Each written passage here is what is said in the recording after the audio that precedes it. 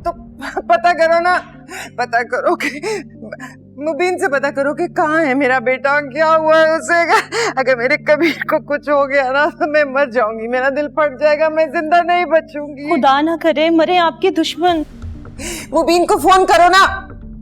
माई जी मैंने कॉल की थी कबीर के नंबर पे, कबीर का नंबर ऑफ है और मुबीन फोन नहीं उठा रहे हैं। मुबीन का फोन नहीं मिल रहा तो तुम यासिर को फोन करो, रमीज को फोन करो, ड्राइवर से पूछो, किसी से तो पूछो ना क्या हुआ है, अस्पताल लेकर गए हैं कि नहीं, और कौन से अस्पताल लेकर गए हैं।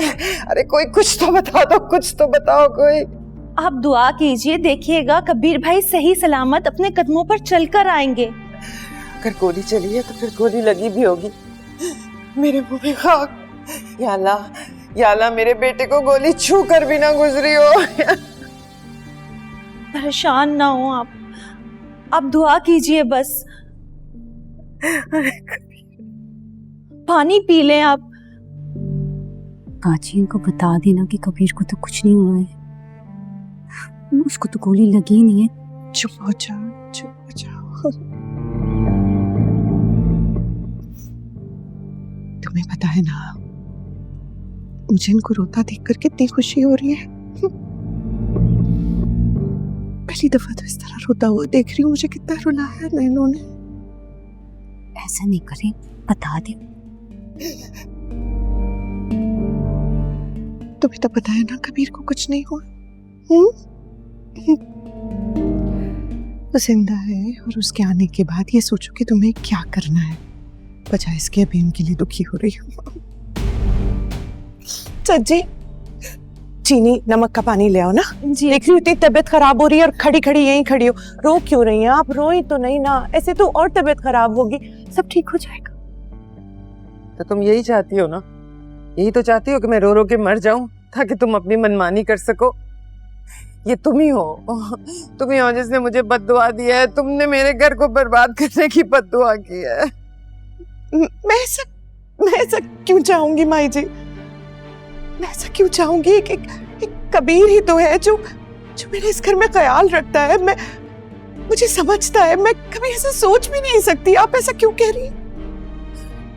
या अल्लाह अगर तुझे कुछ जान चाहिए तो कबीर को बख्श दे, मेरी जान दे दे, मेरी जान। अम्मी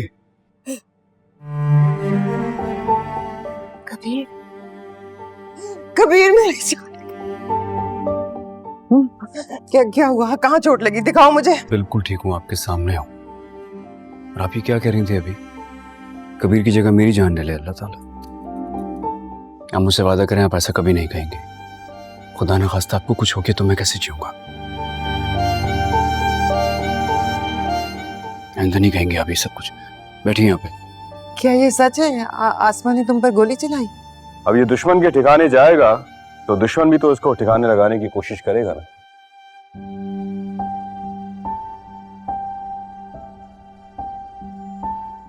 जिस गली हम जा नहीं सकते, जिस घर से बरसों की हमारी दुश्मनी है, सिकंदर खान और अस्मा तुम्हारी जान के दुश्मन बने हुए हैं, उसी के घर चले गए तुम।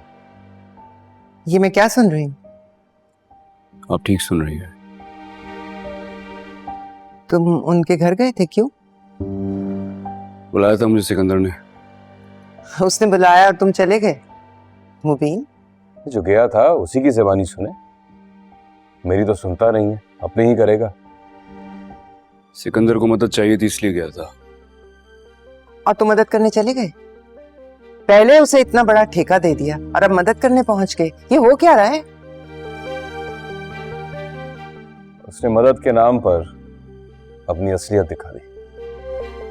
खुद तो गोली चला नहीं सका, बहन से चलवा दी। लेकिन गोली मुझे नहीं लगी।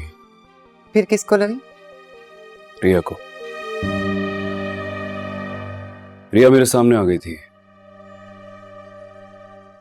मेरे हिस्से की गोली उसने खा ली। पर अस्मा ने तो गोली तुम पर चलाई थी ना, तो उसकी नीयत तो तुम्हें मारने की थी।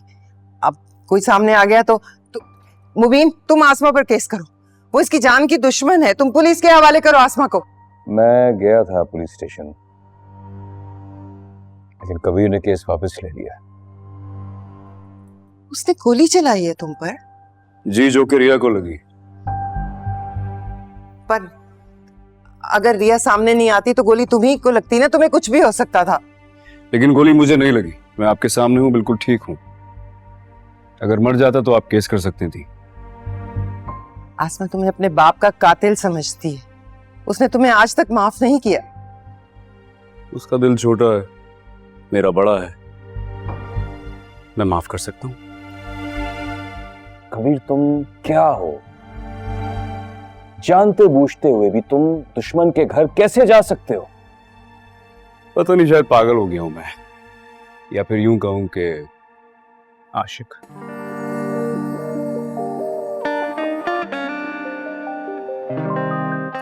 अच्छा छोड़ें, रिलैक्स कर जाए ना, कुछ नहीं हुआ है, मैं ठीक हूं, आपके सामने हूं। तुम देख रहे हो किस इत्मीनान से ये सारी बात कर रहा है, जैसे इस पे गोली ना चली हो, बल्कि ये बहुत बड़ा कारनामा सर अंजाम देकर आया हो।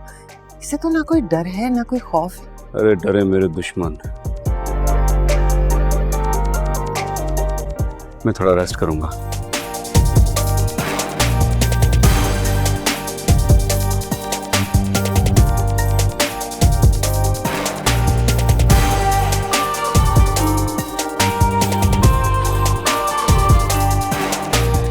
देखिए आप, क्या कहा था मैंने आपसे? किसी को नहीं सुनता ये।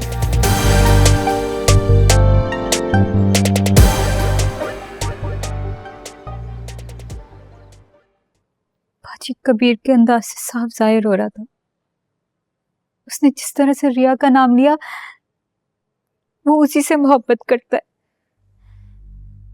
मुझसे नहीं। तो क्या फर्क पड़ता है मीना? वो उससे मोहब्बत करता है और तुम उससे मोहब्बत करो। जब वो किसी और की मोहब्बत में गिरफ्तार है तो मेरे पास क्यों आएगा? इसलिए कि तुम्हारी मोहब्बत उन दोनों की मोहब्बत से ज्यादा मजबूत और ताकतवर। मीना, तुम्हारी मोहब्बत उन दोनों की मोहब्बत को तोड़कर रख देगी। और अगर मैं कमजोर पड़ गई तो? जमकर खेलोगी तो कमजोर नहीं पड़ोगी।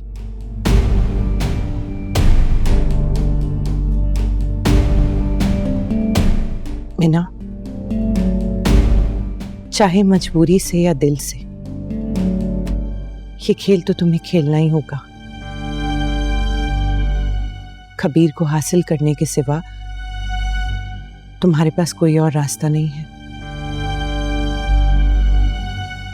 उसको अपना आदी बना लो मीना।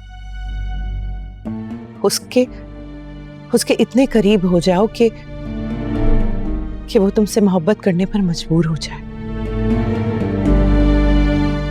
क्योंकि मीना, अगर कबीर नहीं तो तुम्हारे सर पर छत नहीं।